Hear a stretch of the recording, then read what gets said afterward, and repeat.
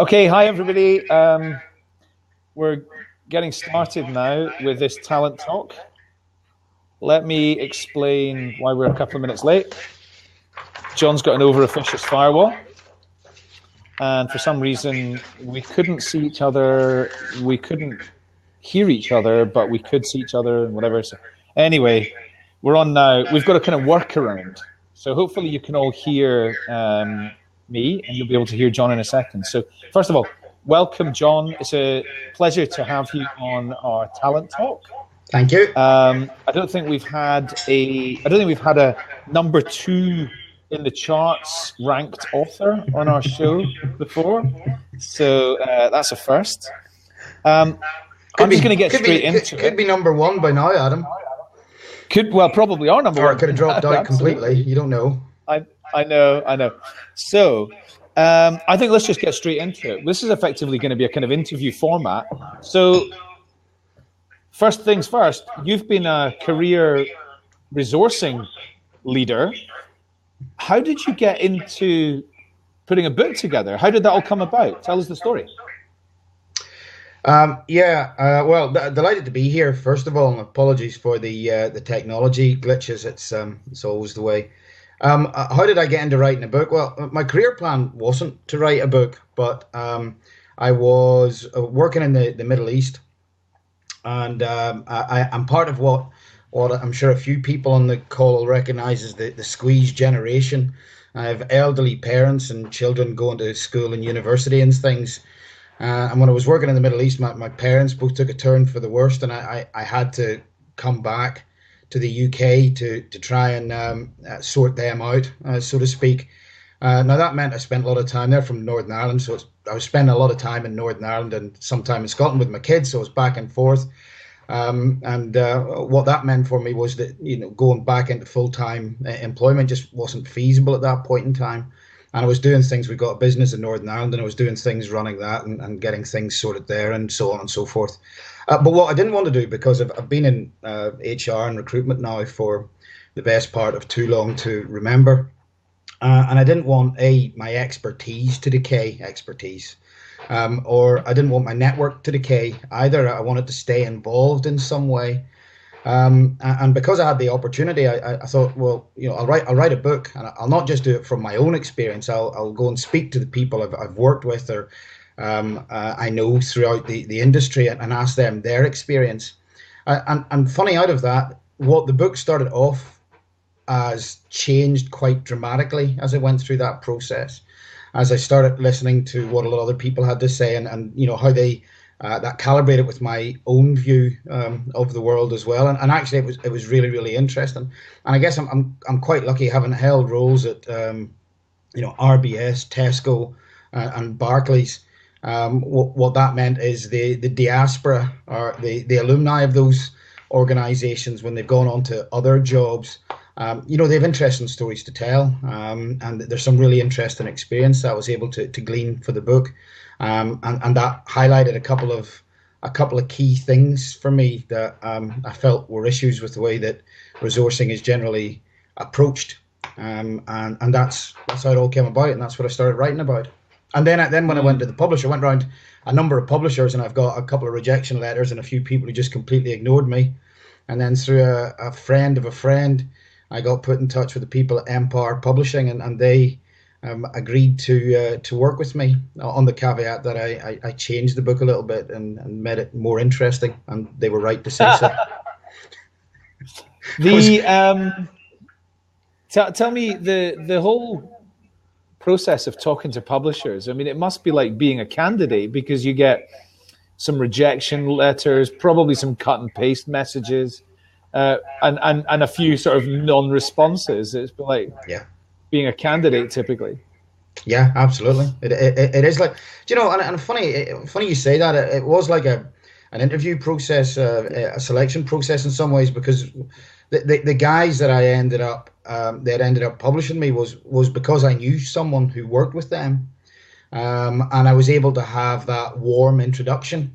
Speak to John, he's doing something interesting, and they went speak to Richard. These guys are looking to publish more books in the business space. So actually, it was quite serendipitous the way that worked out. That's So kind of like an employee referral type situation, isn't it? I'm We'll not come I'm on not to that in sure a I'm minute. not sure money exchanged hands, however, but yes, it is that kind of thing. So Yeah. Okay. yeah, Right. Here's the big one. You and I have spoken about this, and I'm really fascinated by this subject. We've talked about the fact that your HR strategy should be your resourcing strategy, or your yeah, resourcing strategy should be your HR strategy, yeah. effectively. This is a subject you've done a lot of thinking about. Can you give us your perspectives on this particular issue? Yeah. Well, and that's kind of when I say that the book changed a lot in what I intended doing. I mean, that's kind of what the change was. Originally, I was going to write. I mean, in my career, I was really quite fortunate in that I got to invent recruitment processes quite a lot. I was asked to do build out of recruitment processes and start things from scratch. I mean, particularly, I think at Tesco Bank, we started pretty much with zero and we had to build it up to a full service bank, and that was really interesting, really great experience, and I think it was some of that I wanted to capture. But again, as I went through conversations with other people and just generally listening to a lot of what other people had to say, that's where it kind of deviated, and there are a few things that came to light about the way the world is right now, and some of the changes that we're seeing in the workplace that got me to thinking that, and I think it's a bit grandiose to say that the HR strategy should be a resourcing strategy, but it should resourcing should certainly sit as one of the critical elements of HR strategy. And one of the common experiences that I found with people is that it doesn't. Is that resourcing or recruitment is an add-on to what the HR function does. I mean, I've often referred it to recruitment as the bastard child of HR. Sort of sits there a little bit unloved. It's an operation. You take a haircut every single year in your budget. You're the last one the HR director wants to talk to when things are going well, and the first one the HR director wants to talk to when things are going badly. I have genuinely heard HR directors saying, "Well, recruitment's just recruitment's recruitment, isn't it?" So there is a view of recruitment, and I use the words recruitment and resourcing interchangeably, although what I'll talk about is that they're not necessarily interchangeable. But there's a view of recruitment which sat over here doing stuff as an operation. And there's a lot of good people doing really good stuff in that space. Don't get me wrong, a lot of the execution is really, really solid. But then you have the other parts of the resourcing mix that, and I'll talk about that in a bit too, that sits separately from that, and different owners. And the idea of a joined upness in a plan is something that is really, really rare to find. But I'll go back. Are you able to put? I can't put up the slides. I sent you some slides. Are you able to put any of them up? I mean, it doesn't matter if you can't, because I can remember all the stuff anyway. Yeah, I'm slightly nervous about doing it. Let's not. Keep talking, and I'll Let's do it. not. Right. So there are four factors as I see it, and quite clearly there are more, but there are four factors that I see it that have really changed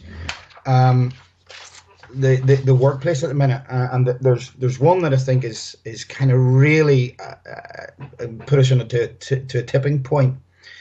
I'll just run through them. The first is technology and the impact of technology in the workplace, and that really has a massive impact throughout a lot. It affects some of the other things as well. But technology is changing jobs in an absolutely massive way, as we know. I mean, I love to think about some of the jobs that exist these days that didn't exist, say, 10, 15 years ago, 5 years ago, 3 years ago. I mean, my dream job, which actually exists, would be to be a Spotify playlist compiler. And that's an actual job. I mean, that's brilliant. But who Yeah, thought 10 years ago that jobs like that would exist? I don't necessarily subscribe to the view that, we hear about increasing automation and how automation has taken over more and more jobs, more and more of the sort of low level administrative jobs, or even some of the more thinky jobs, for want of a better expression. And people can really see automation as a massive threat that's coming through. That will change the landscape of the workplace, and it will change the landscape of the workplace.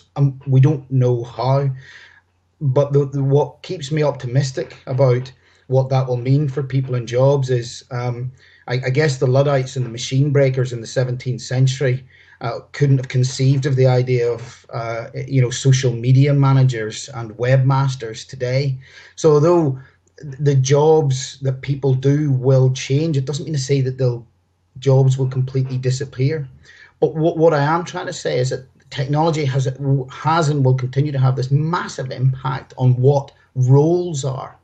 And I specify roles quite deliberately because when we talk about resourcing and the strategy around this, there's a very fundamental building block that sits at the center of it all, which is the role, which is the set of tasks that someone needs to do. Again, I'll come back to that as well. It sounds like a simple concept, but it's one that we sometimes don't quite grasp in its simplicity. So technology is a massive factor, and the change that technology has in jobs and the types of jobs that people do and the types of skills that people will need to have those jobs, these are really big concepts. The second thing in my 4 factors that I think are... Sorry, John, before we move on to the second one, I just want to give you a statistic.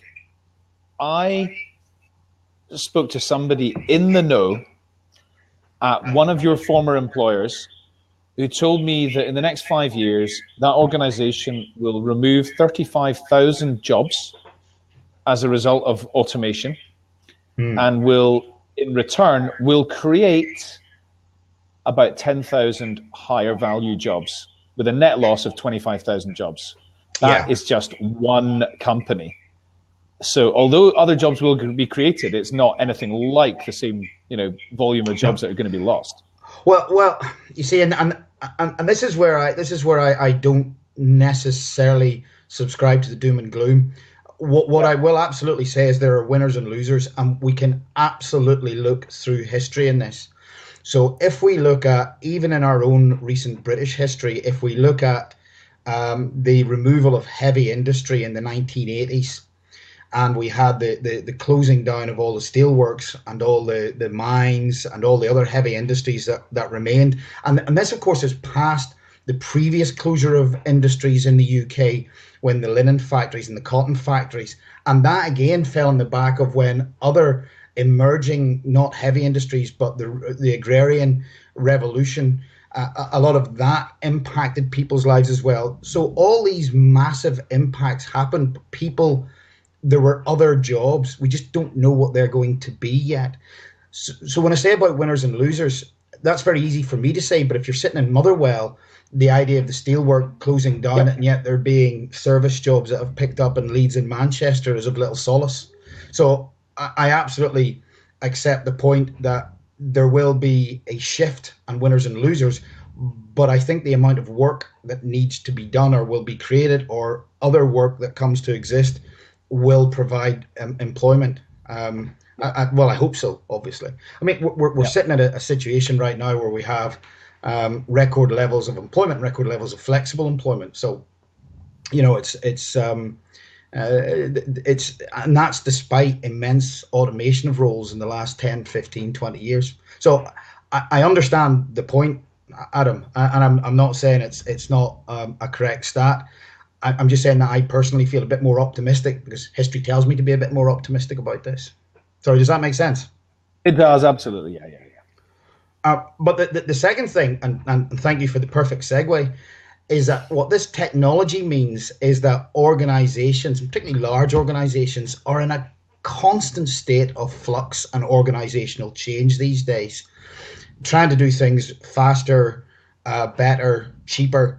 I remember in one of the organizations I was in, the chief executive spoke at a conference, an HR conference for the division that I worked in, and said, "You guys are great at banking, but you're absolutely world class at restructuring yourselves." And that's going back quite a few years. And the idea that, and I'm sure there's people on the call will recognize this in the businesses that they're in, that actually HR spends an unbelievable amount of its time restructuring organizations. So I think we have this scenario where organizations, perhaps as a result of technology, perhaps as a result of market pressures or whatever, but are in this constant state of flux, constantly reinventing themselves and changing and morphing. And what that is an impact in the mind of the candidate or the employee, that actually there's an understanding now that nothing is permanent anymore, and that has a fundamental impact on the old psychological contract that people would have with an employer. And it's very, very different now that having a job for life doesn't exist. People know that they could be made redundant. Being made redundant is almost part of the working experience now. So therefore, that in itself creates a flux in the workplace. The third factor, we've touched on this as well, is we are in a period of economic buoyancy. Sorry, John. Can I just quickly go back to the other one? Yeah. Right. So this whole thing about flux and change, something I'm really interested in is this concept of the psychological contract that people have with their employer. Do you believe that people are far more promiscuous and far more and have less of a psychological contract than they ever have had, or what's the change that has that you've seen? I will come on to that in a second, actually, because that comes into the final point. That comes into the final point as well. But I'll come back to that. Go for it. But I'll just jump back to the third point, which was we are in a period of economic buoyancy. I'm almost tempted to say despite Brexit, but it seems that everybody says despite Brexit when there's good news these days. And that aside, and the politics of that aside, the global economy is generally doing fairly well at this point in time. And regardless of whether the economy is doing well or the economy isn't doing well, good people always have choice. So there is always a demand for skills. And again, this ties back into what we're saying about technology and the advances of technology, is that the skills that people are looking for are all the same sort of skills. The number of conversations I've had with people in the banking sector, for example, who say, oh, we really struggle to get people with digital skills, whatever digital skills happen to be. And that's a really common theme. The interconnectivity, the way that organizations want to communicate with their customers and so on and so forth. There's a real drag on certain skills. So the buoyant economy has this real pressure of creating the economics for people to move around as well. And the final point, and this maybe addresses... John, quick thing. My colleague Scott McRae regularly gives a statistic, which is, and I can't remember the exact numbers, but it's something pretty much like this, which is 80% of the job adverts put out in 2016 and 17 by FTSE 100 companies were for 21 job titles. That's it. I'll get him to send you that exact stat, actually, because that could be quite interesting. Yeah. It fits in with what you just said. I'll put that in my next book.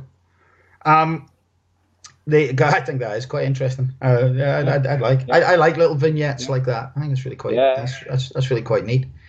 I like it when somebody uses the word vignette in a situation like this.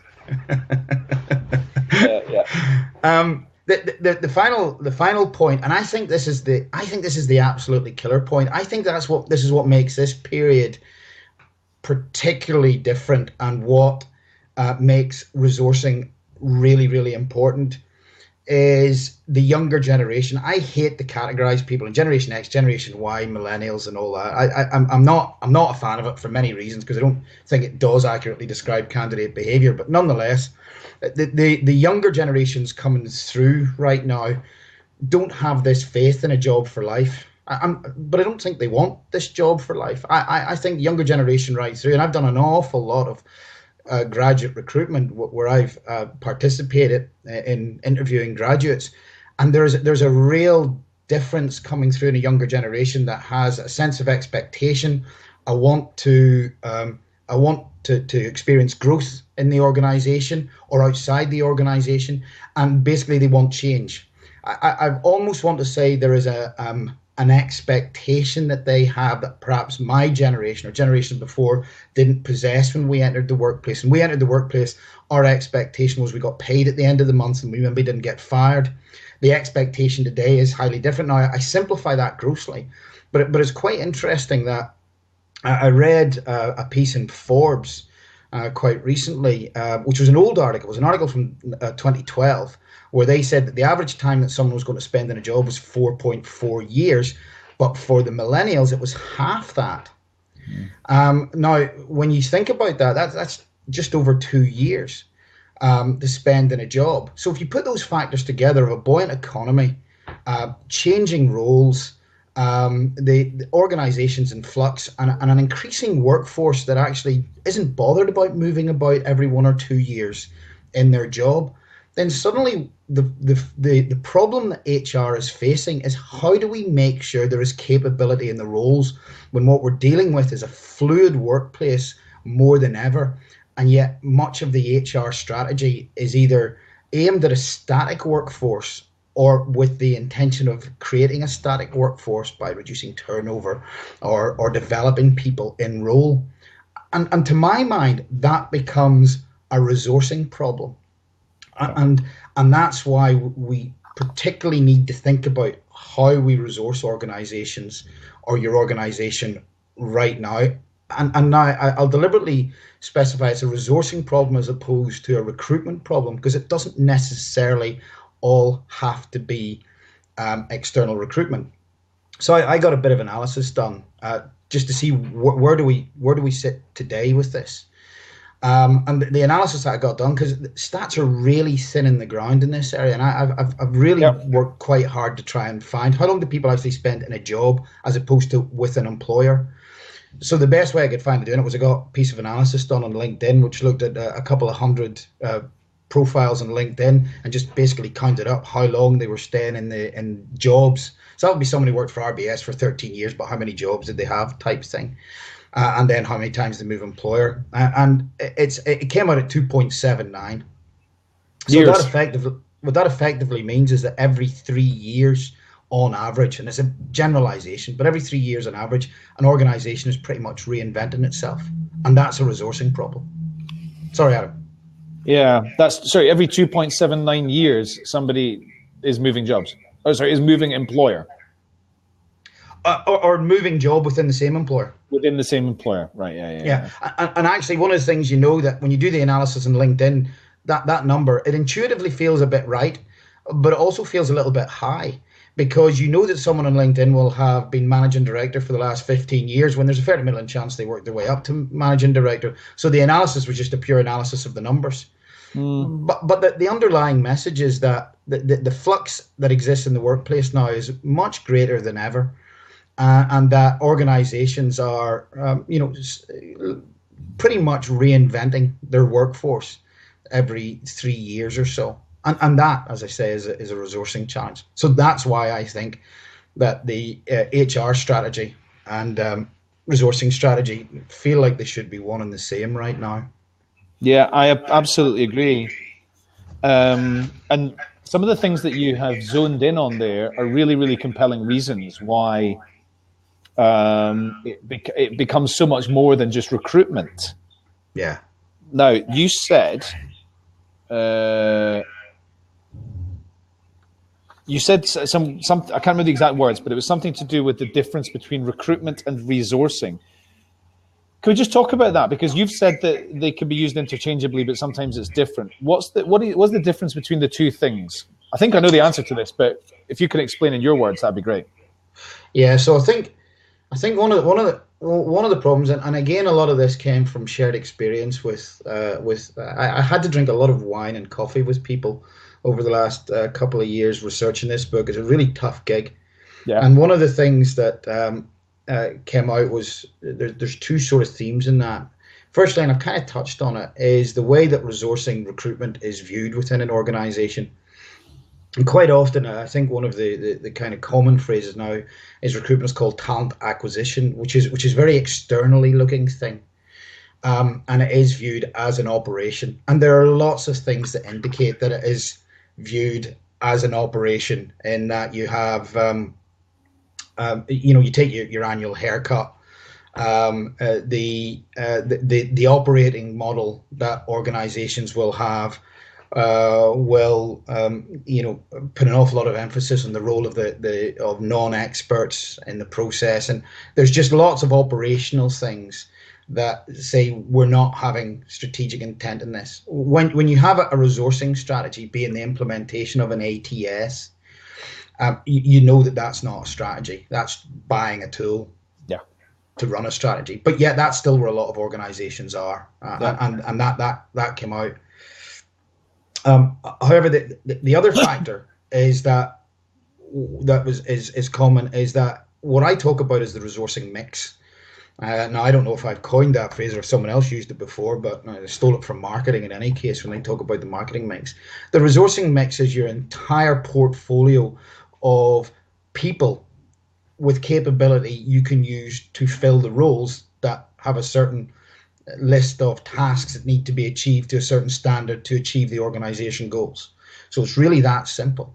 But the resourcing mix is your permanent hiring, your temporary hiring, redeployment. The organization you spoke about, where they're moving lots of people, that they will undoubtedly have redeployment. But how do you utilize your redeployment? You have day rate contractors. You have within that, you have the potential to outsource parts of your operation. And then you have the other bits of the HR function, where you have talent moves, which are planned moves. And there's a lot within talent functions within organizations, and they're linked with resourcing and roles that quite often leaves a lot to be desired. And there's some horror stories that I've heard about that. Getting talent right in organizations is a very laudable thing, of course, to make sure you look after your best people. But what do you actually do with them, and how does that link to roles? Because that's what people want, as we know. And then the final one is the internal jobs market. Now, the internal jobs market is quite an interesting one, particularly when you look at large organizations, because quite often how that works in an organization is left to happenstance.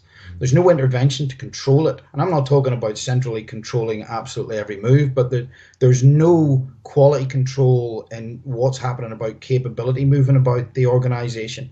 So you put all those things together, and what you have is a resourcing mix of different ways that people move into the roles. And the question that I ask is, if you look at the flux that any organization faces, this 3 years nominal figure of reinventing yourself, and then you look at the resourcing mix, is that a threat or an opportunity? And if it's left to happenstance, if it's all kept in silos, and if there's no design to it, then it's a threat. But if you start to put in place a resourcing strategy, then you actually have a chance to make that a real opportunity for your organization to design the capability you need for the future. And that's kind of where, to my mind, it gets quite interesting. So I used to work at PwC, and about a month after joining the firm, my boss sent me a message. I was based in Glasgow. And my boss sent me a message to ask if I was interested in moving to Prague. To where? Prague.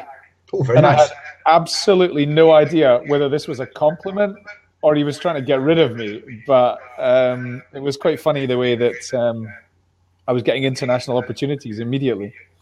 So the internal talent market is definitely an interesting one. Let's talk a bit more about... So we've talked about the background. Let's talk a bit more about what would that strategy look like? What are the kind of things that you've seen that look like best practice? So the strategy, for me, it has to be linked. And this sounds like a really brutally obvious thing to say, but it doesn't happen.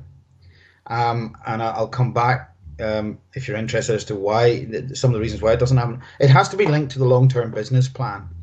So there's some fairly simple arithmetic going on here. If we get back to this idea that people will move about quite frequently every 3 years, then why do we have resourcing plans that are based in 1 year cycles?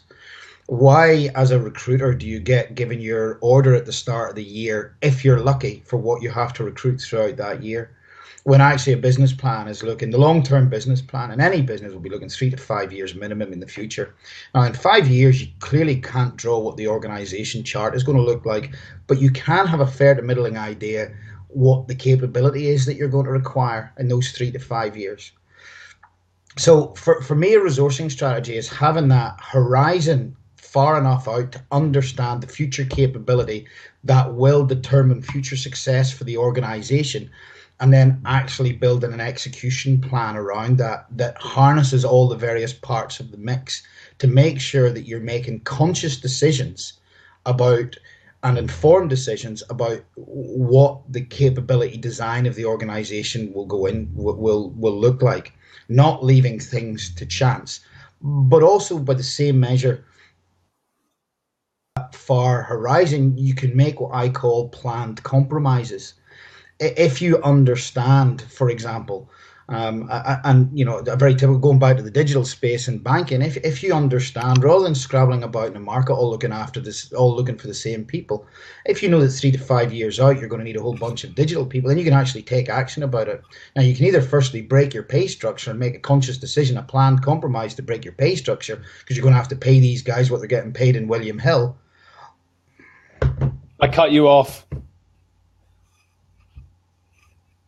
I just cut you off about 30 seconds ago. Sorry, but we've heard everything you've said. So keep going. All right, that's good. That's good. So you can either break your pay structure by saying, listen, we're going to get these digital guys from William Hill and the King Games and things like that, because that's where they earn much more money. I'm just using banking as an example. Or you can make another planned compromise which says, okay, we're not going to get the market leaders in this, but what we'll do is we'll build a graduate or apprentice program that actually is purely focused on digital candidates, and we'll make sure we build them through, which is something that we did in Tesco Bank, for example. So the idea of a horizon that's far out is extremely important. The idea of it making it role-based is extremely important as well. And actually that takes an organization to understand what the roles are that contribute to the overall success, which is a fairly basic principle of the OD that the organization needs to have. And the idea of making sure that the silos all work together and you actually have a planned resourcing mix. For example, it's an example I use in the book. I'm not sure if the stats are entirely accurate now, but they were at the times that I worked there. When I worked in RBS and I was looking after senior specialist recruitment at the time, we filled about 75% of the jobs internally, I think, at the time. When I went to Barclays, which is a remarkably similar organization in size and scale and the things that it does, it was completely the other way around. 75% at that level were filled externally. And that was just purely a cultural viewpoint that both the organizations had. In one organization, the automatic response of the line manager was to look to the internal market. And in the other organization, the automatic response was to look to the external market. And I'm not saying it's not that one's right and one's wrong, and they might both have worked perfectly for the organizations. But what I'm saying is they weren't planned. Is they got to those points by accident. And what I think a resourcing strategy should be is understanding what that future horizon of capability needs to look like, understanding what your resource mix looks like now, and building a plan to change the dial and shift the dial to move from what it is right now to what it needs to be. And that takes time. And then planning your interventions in that, and whether that is, I want the jobs market because we know got a whole bunch of people over here who are good at something, we're going to need them over there. We need to build our succession plans or whatever that is. So talent, internal mobility, what's your flexible labor? Because quite frankly, you can't get Java programmers or whatever it is in the permanent market. We need to have them in flexible labor or whatever it is, but understanding what that mix needs to look like. And as I say, the problem is, one of the key barriers is that it's very, very rare that you get an owner of all the elements of the mix, or an owner of the mix who also has the resource and political backing to actually shift the dial.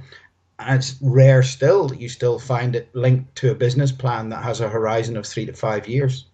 So that's why, although this to my mind seems to be conceptual building blocks of how you do it, the barriers that exist are really quite stringent at times. Okay, does that make sense? Yeah, absolutely. I'm gonna ask a question, which I'm gonna be very honest. There's some self-interest in asking this question. What based on what you've just said, how do you rate the importance of building pipelines? And what have you seen organizations doing to create pipelines in a really good way, if you have? So I will answer the question, but I'll kind of come to it a long way round, if that's okay, Adam. Of course. And then I'll explain. Well, the answer is it's very important. It's actually really important. But I'll get to how I get there. So the conclusions that I drew were actually what I call the 3 success conditions for a resourcing strategy. And there's one of them that people tend to focus on, which is execution. But the three conditions that I talk about are planning, culture, and execution. Now, by planning, I mean getting back to that notion of something that is attached to the long-term plan of the business, that has that horizon, that is actually strategically linked to where the business is going, where resourcing in that whole sense, as opposed to just recruitment, resourcing actually has a voice. You know, don't go and say we're going to move into rocket ship building, because actually we're not in the market where there's rocket ship builders right now, and we don't have any rocket ship capability in the business. So resourcing has some input in understanding and influencing the plan, and certainly gets the outputs from the plan, and can mold a strategy that is built on a 3 to 5 year plan, as well as whatever your annual cycle is. So planning is critically important. Oh, and what I should say is that when I went around looking at this, I would see organizations with 1, 2 of them, the 3 conditions. And I drew the conclusion that these aren't a 1, 2, 3, here's your priority list. They all have to happen. There's failure ahead if you leave one of these out. The second one is the culture. And by culture, I mean a culture that recognizes that resourcing stroke recruitment is A, important, and B, difficult. It needs to be done by people with technical expertise, and they need to be allowed to have some control over things. And I'm not talking about rampantly centralizing all recruitment models, but one of the things that I've really observed is that a lot is left up to what I call the happy amateurs in the business.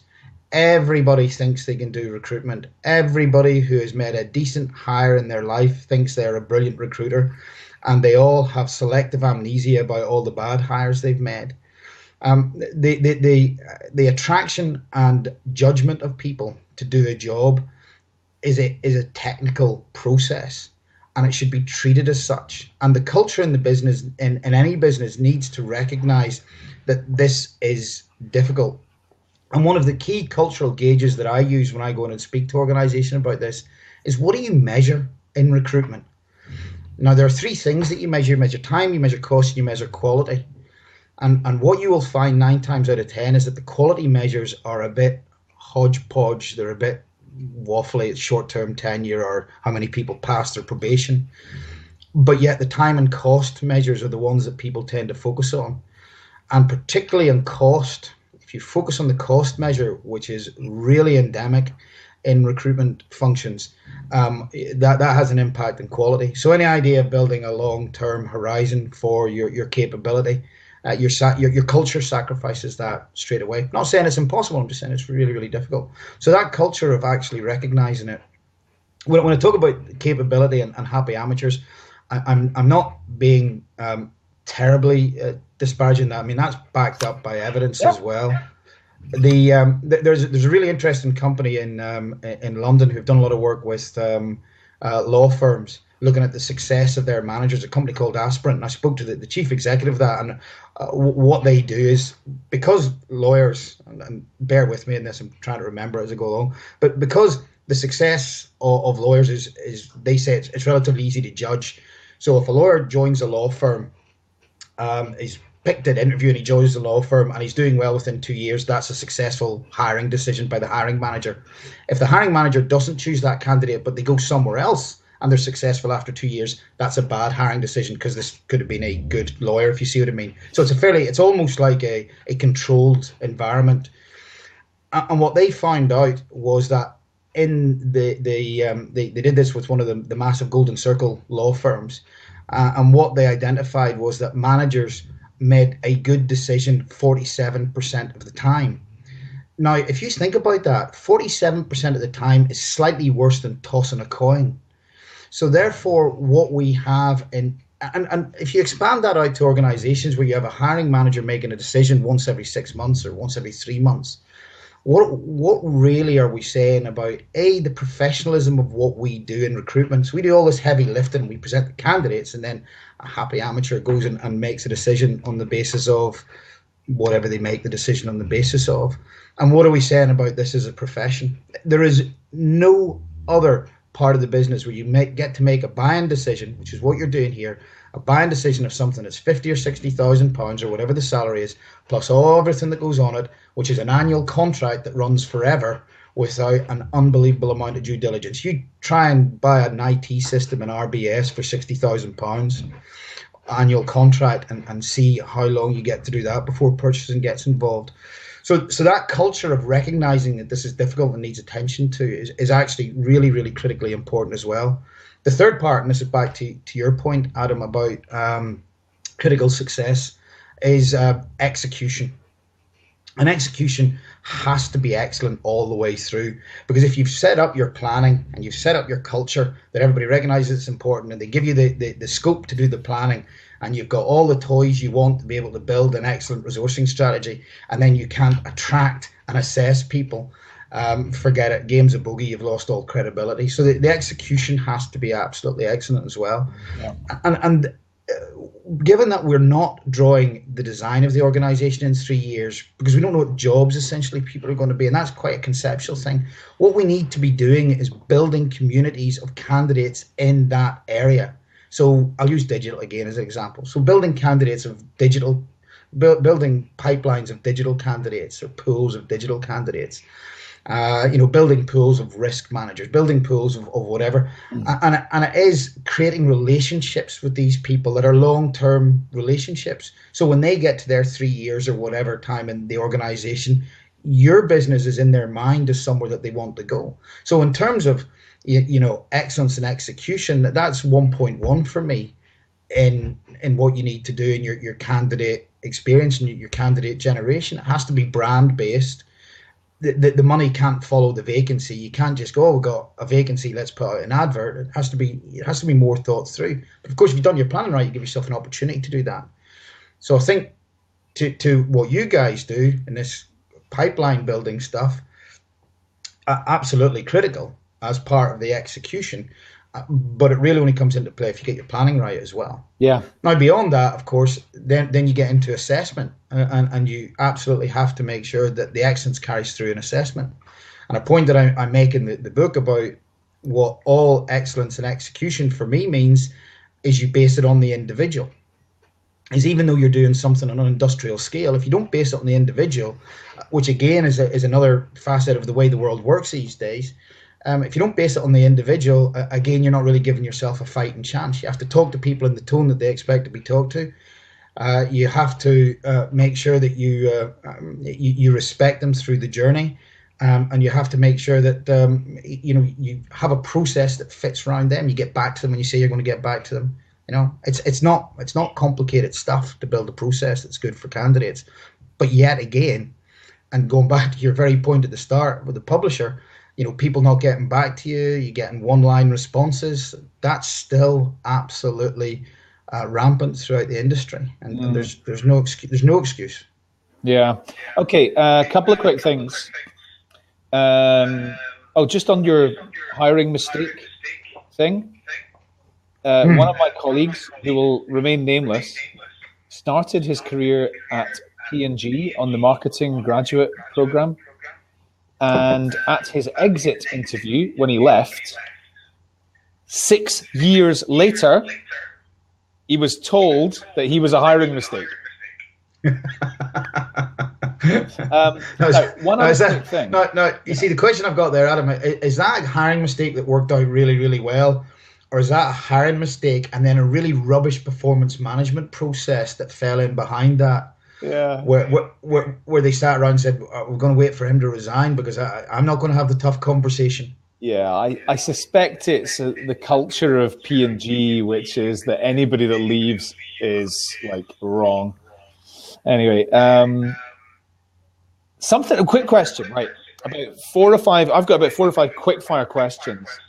Sure. Anybody else, anybody that's listening, that's on the channel, any questions you've got, just post them into the questions.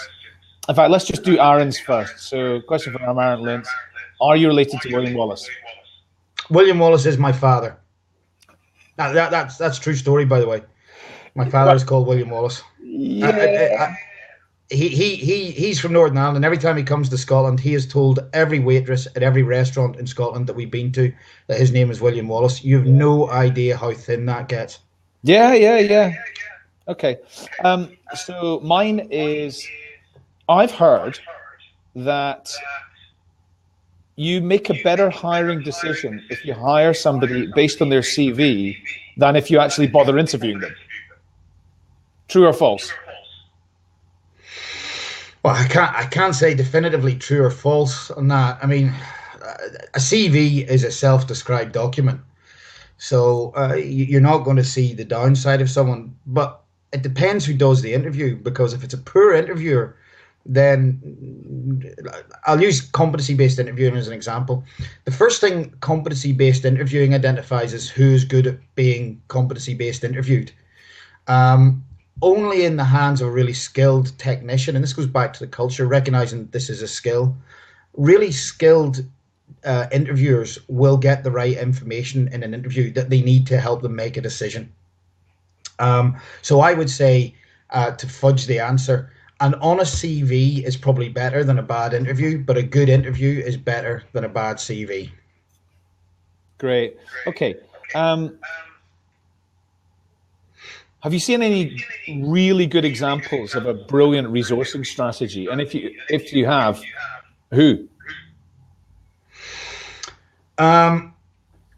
So I mentioned a couple of examples in the book. I mentioned quite a few examples of places that have really good resourcing strategies. But quite often this is because of circumstance. And they may default to something different in the future. Now, one of the examples I'll use is Metro Bank in London.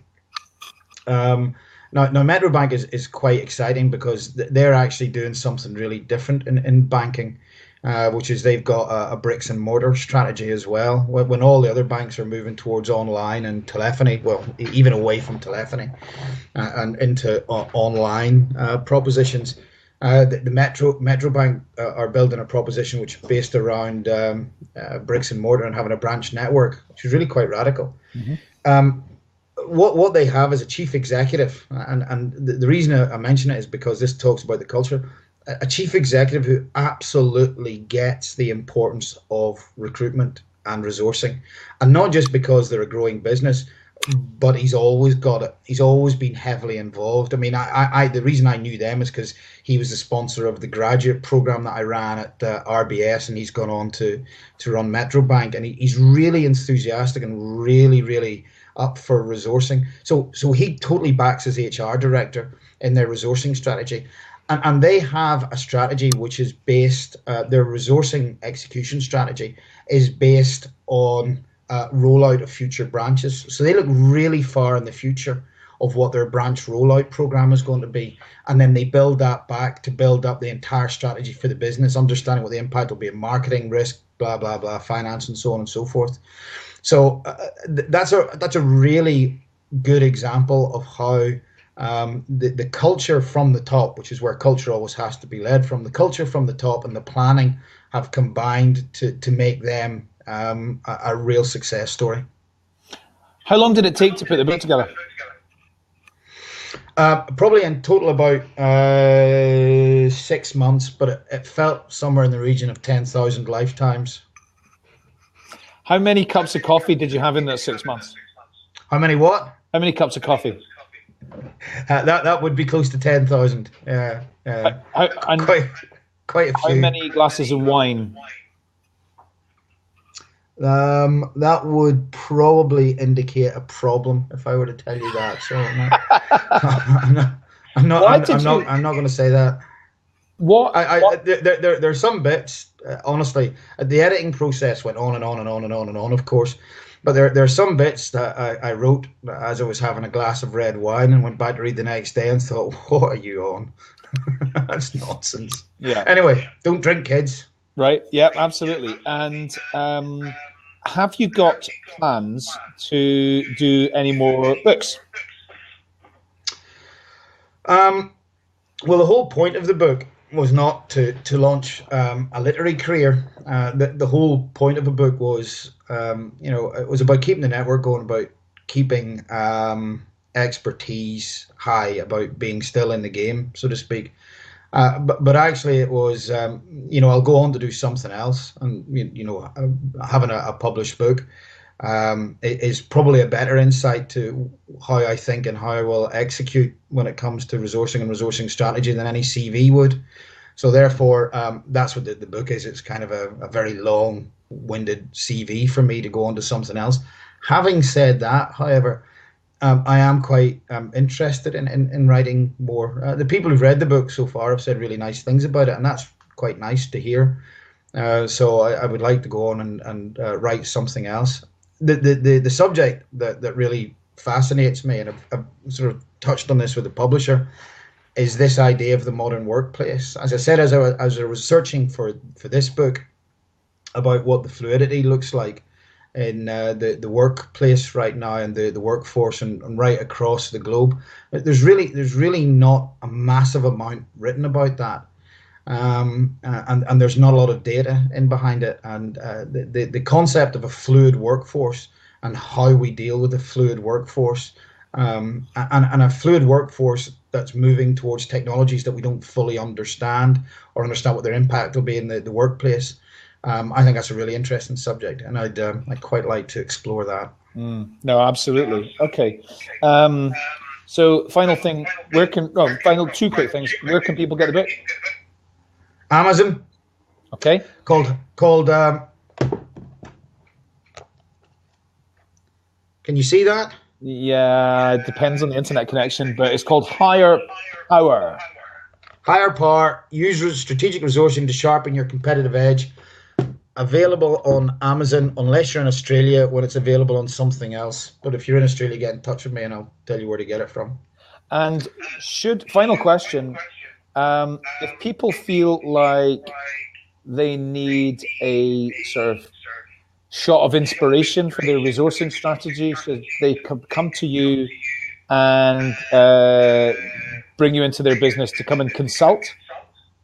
That's what I have done in the past, absolutely. Yeah. And I will do again in the future. The consulting part, if you feel that something isn't quite right, or something's not working, then I'm delighted to speak to someone on that. And I actually, the last gig I had in that, so to speak, was helping a business out with their resourcing in Saudi Arabia. So that was quite interesting. Okay, and how do you prefer people make contact with you? LinkedIn or? LinkedIn is absolutely perfect. So if someone just wants to get in touch with me on LinkedIn, I am dead easy to find. But also, Amy has put up a link for the book, I think, on the board there. So thank you very much. Yeah. Brilliant. So, yes, get in touch with me on LinkedIn. It's dead easy. Okay, terrific. John, really enjoyed this. I think we've only covered about a third of the things that I wanted to talk to you about. So I'm hoping you're happy to come and do this again in January, where I'll keep my notes and we can go through the other things that we haven't quite covered yet. Is that okay? Yeah, no, absolutely fine. More than happy to do it again. Brilliant. Absolutely. Very good fun. Thank you. Thanks so much to everybody who's joined in, and look out for our next Talent Talk, which will be in 2 weeks. So thank you very much, John, and see you all soon. All right. Thanks all.